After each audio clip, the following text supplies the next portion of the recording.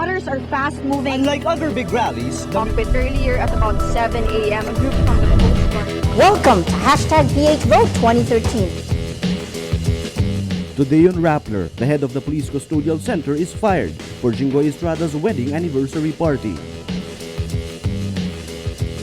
Former President Gloria Arroyo pleads for bail. And smear campaigns escalate as election day nears for Indonesia.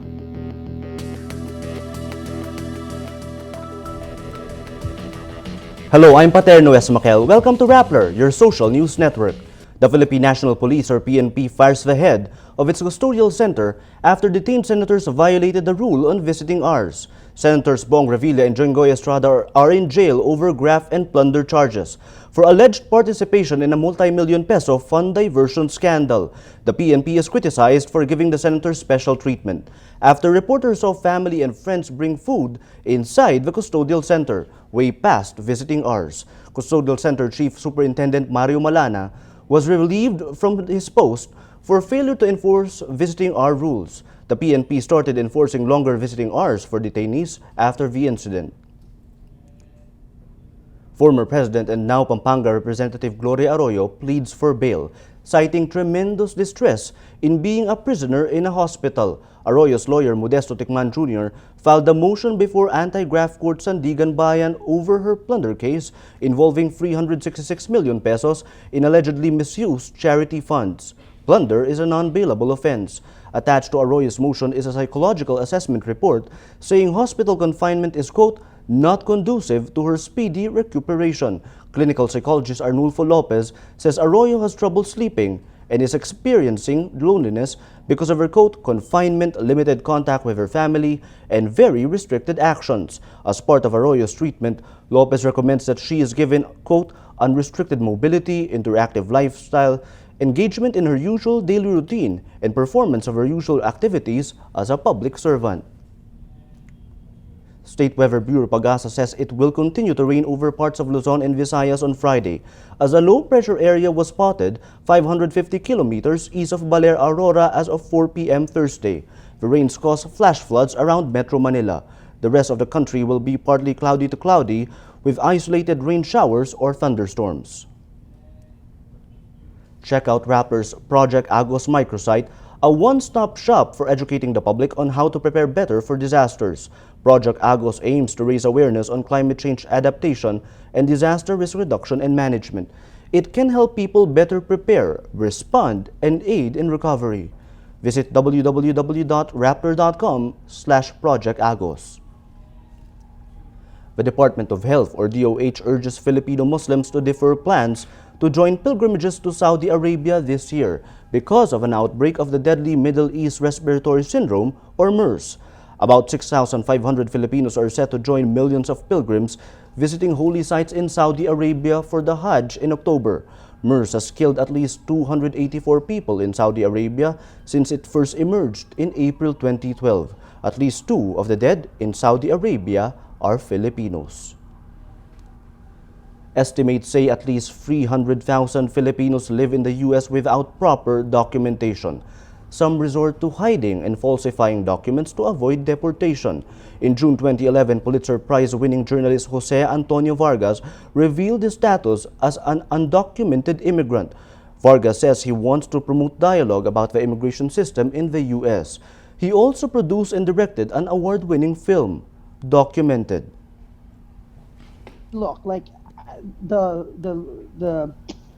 the level of ignorance and misinformation when it comes to this issue is downright oceanic, right? It's probably as big and deep as the Pacific Ocean itself, right? I mean, how many Filipinos in America who are U.S. citizens are not even involved in like civic issues in their own communities, who don't vote, who aren't even registered to vote, who think of America as just having a nice car and buying a nice house and sending the balikbayan boxes home, and then that's it.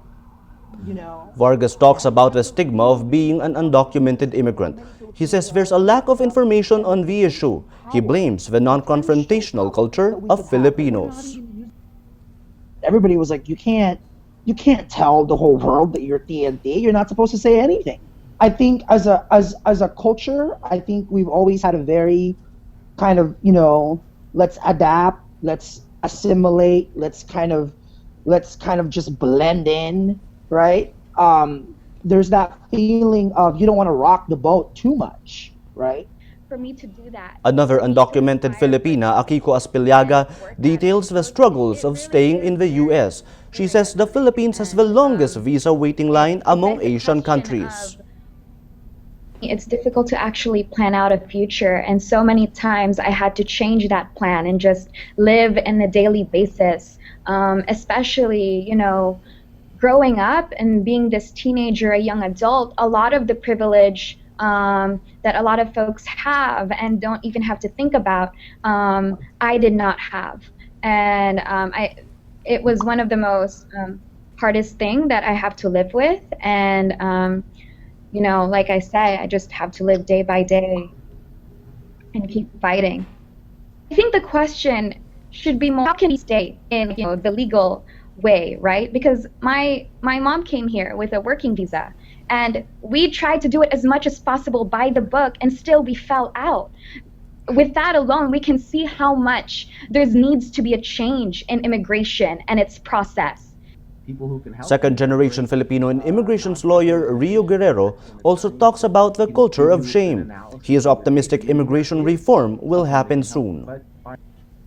Asian communities generally in the United States, there's been a really low number turnout in DACA for Asian communities, and I think that goes across the board. So I think it is partly cultural. There's a certain amount of the advice, of course, is different for everybody, but for those who are undocumented, you know, for the last 12 years, it's been quite a struggle. I hate having to give this advice about, well, I believe that comprehensive immigration reform will come. I still remain hopeful. I mean, I think the numbers eventually will be in our favor, but it's a difficult fight. On my side, Akiko is saying that there's a certain amount of privilege for Singapore downplays a report that 2 Singaporean agencies are offering Filipino domestic workers at discounted rates. Al Jazeera earlier reported the maids were put on display in shopping malls and treated like commodities. In a statement, Singapore's Ministry of Manpower says it did not find any inappropriate displays during its inspection of 2 agencies. Recruiters offer maids using stereotypes that describe Filipinos as smarter compared to, quote, less smart Indonesians and, quote, compliant Burmese. The Philippines suspends the accreditation of one of the 2 Singaporean agencies while it investigates the issue. Indonesian voters go through the last stages of a highly divisive presidential campaign, with 2 prominent political figures in a close fight, Prabowo Subianto and Joko Widodo. What's at stake for the world's largest Muslim population and Southeast Asia's biggest economy? Ayi Makaraig files this video blog.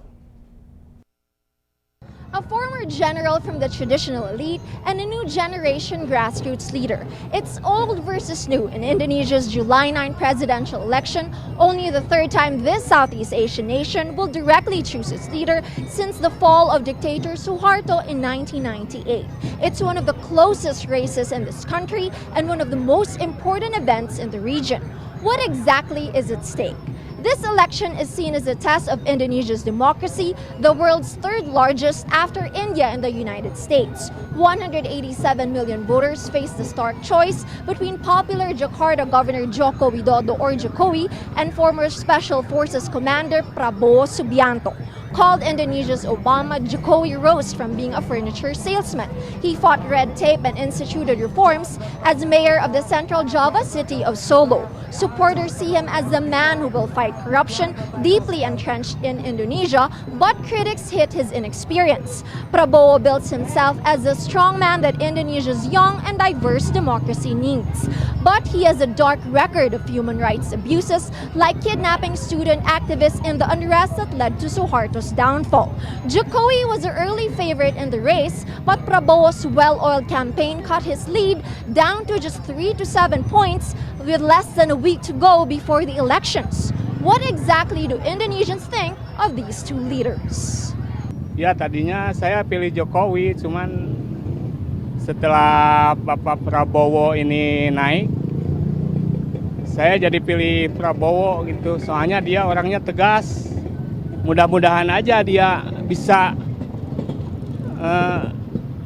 itu yang korupsi itu yang bisa dihapuskan itu ya. Kalau yang lemah, yang kuat kalau lemah kan bisa dari belakang bisa cepat itu. Dari negara lain. Yang lain bisa iya.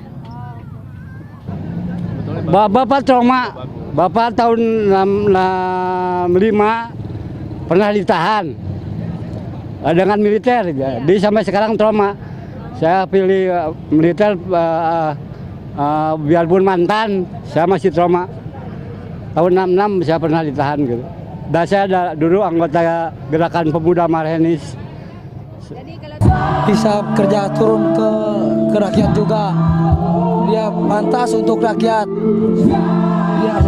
Makanya rakyat harus pilih Jokowi karena Jokowi itu jujur, bijaksana. Whoever wins, the result of this election will shape the direction of the world's largest Muslim nation in the next 5 years. With Indonesia being the leader, mediator, and biggest economy in Southeast Asia, the man who leads this country will also influence the region's future. Ai Makraig, Rappler, Indonesia. For all news related to the Indonesian elections, visit www.rappler.com/Indonesia. Follow live updates from Rappler Indonesia at Rappler ID on Twitter. A psychologist report says athlete Oscar Pistorius could commit suicide. The BBC says Pistorius is reportedly suffering from post-traumatic stress disorder after he shot his girlfriend, Riva Steenkamp, in 2013. Pistorius denies it was murder, saying he shot Steenkamp by mistake when he mistook her for an intruder. This comes after a team of psychiatrists presented the results of the 4-week assessment of the athlete's mental health. The psychiatrists concluded Pistorius does not suffer from a mental illness. He faces a minimum jail sentence of 25 years if convicted. U.S. authorities will tighten security at some airports in Europe and the Middle East with direct flights to the United States. U.S. Homeland Security Secretary Jay Johnson says unspecified steps will be implemented in coming days, following concern that terror groups are developing new explosives to circumvent airport security. The announcement comes before the U.S. Independence Day celebrations on July 4. On Sunday, U.S. President Barack Obama warned Europeans who embrace jihad in Syria and Iraq threaten the U.S. because their passports mean they can enter the U.S. without a visa. Let's now look at Rappler's Wrap for today, a list of the 10 most important events around the world you shouldn't miss. At number 6, China's ambassador to the Philippines, Zhao Jianhua, says it's time to strengthen the weak economic links between the Philippines and China. In a speech to Filipino businessmen, Zhao notes the Philippines has been investing more in China than the other way around.